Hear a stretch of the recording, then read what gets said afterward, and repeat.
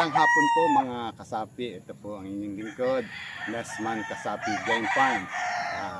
Papasyal ko po kayo at ipapakita ko po sa inyo yung aking mga late born. Pero itututukan ko itong meron kasi akong broodcock na ginamit na brass back, kasilihin kung tawagin namin dito sa Bicol. Binili ko itong broodcock na ito kay Imagining You. Tapos ang pinartneran ko siya ng mga kanawayo noong nakaraan breeding season, noong late born season ng 2024. Ngayon makikita po natin ang lumabas hindi ko maintindihan ang kulay kung siya ay brass back na pinaghalong kanaway. So dahil yung kuminsan makikita mo dito parang brass back siya sa may pakpak niya. Pero makikita mo naman yung iba parang nagkakanawayan at naghihilang-hilang siya. Sabi ko, ang hirap magpalabas ng brass back kung hindi mo hahanapan ng brass back din na babae at saka brass back na lalaki. Pagka ibang kulay, ganun pala yon. So kasi gusto ko lang yung ganitong kulay kasi mahilig talaga ako sa mga off color tulad ng kanawayon, bulik, talisay, mga ganong kulay. So nag-eksperimento ako, iba po yung kinalabasan na kulay. So kaya ngayon breeding season, ang ginawa ko, kumuha ako ng isang brass back na babae at saka brass back na lalaki. Sila yung pinag-meet ko.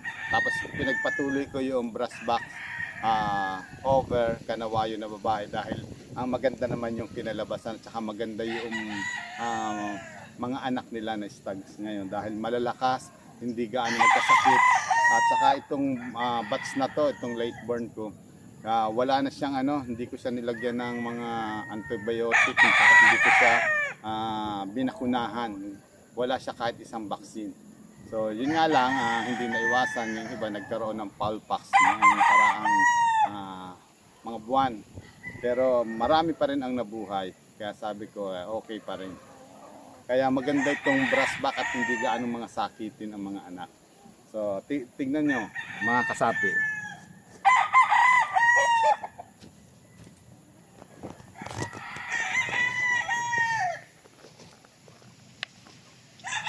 Ayan mga kasapi, yung sinasabi kong brass back ang tatay, tapos kanaway ang nanay. Ayan, parang hilang na siya. Pero tingnan mo dito, kuhang-kuha niya yung ayan, sa may pakpak niya. Ayan.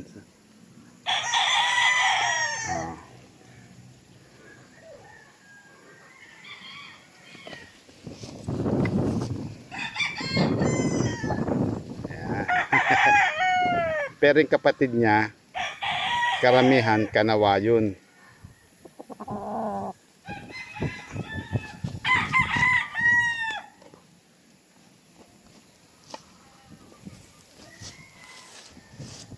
Ayan, hanggang guwapo siya tsaka malakas pumalo. Ang ganda ng tindig. Hindi nagkasakit yan. Kaya natutuwa ako dun sa brass back. Sabi ko, hindi katulad ng ibang mga pula, kailangang alagaan masyado.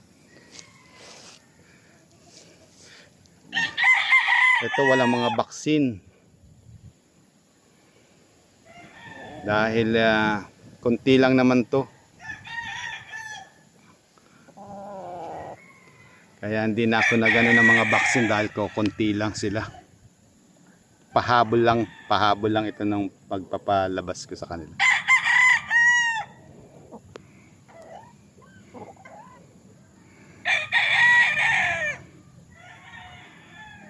Tapos ito pa yung isang kapatid niya.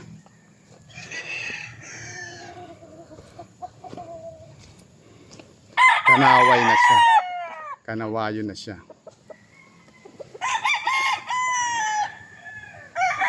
Ayan, Parehas ng laki.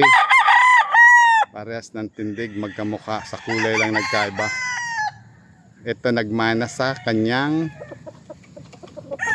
nanay ang kulay.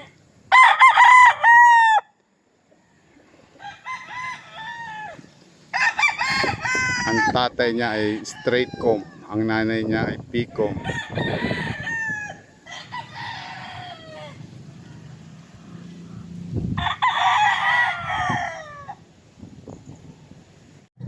Papakita ko naman sa inyo yung mga brassback na ngayon. Ito kasi ang nanay nila brassback din.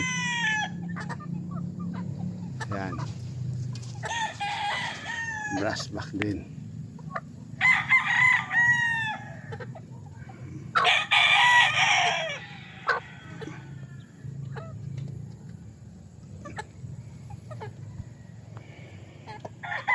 Patapos meron pa dun sa baba yung nakahiwalay na,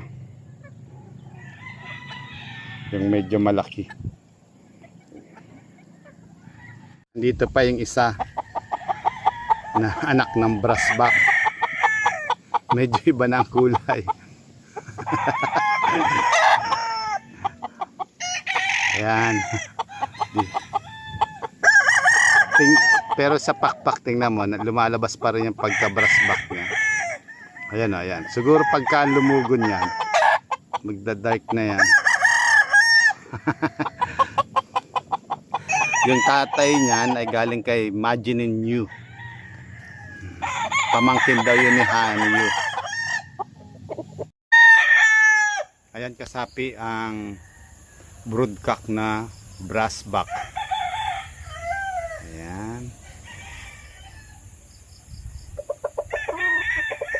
Ganda ng ano. Matikas.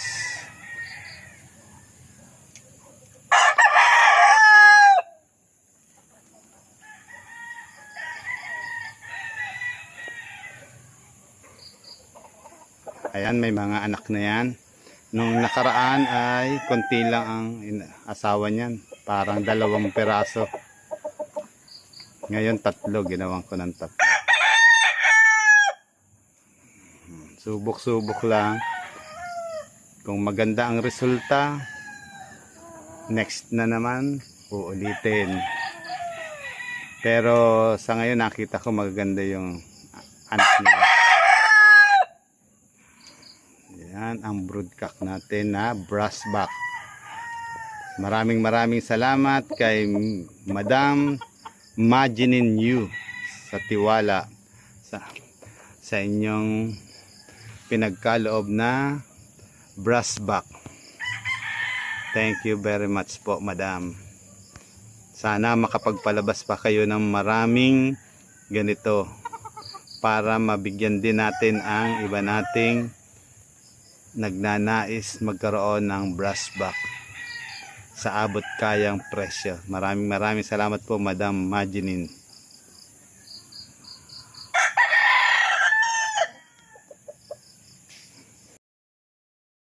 Ito naman yung mga kanawayon bulik. Ito yung bago kong pinaparami. Ayan. Bulto ang katawan. Lumalaban na. 6 months old. Kanawayon bulik.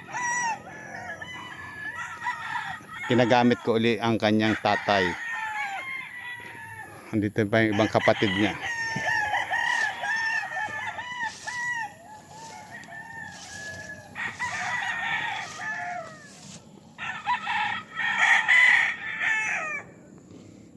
Ayan. Hindi pa buo ang loob, pero ang katawan bultong-bulto na.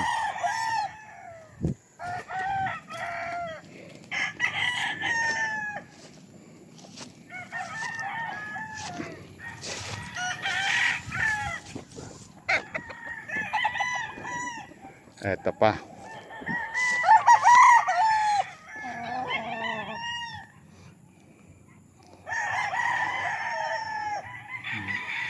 Guwapings.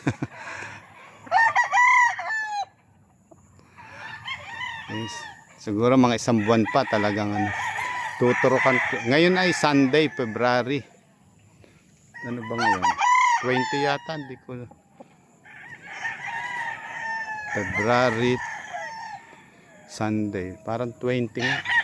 Kalimutan ko pati araw ngayon. Nakakalimutan ko na.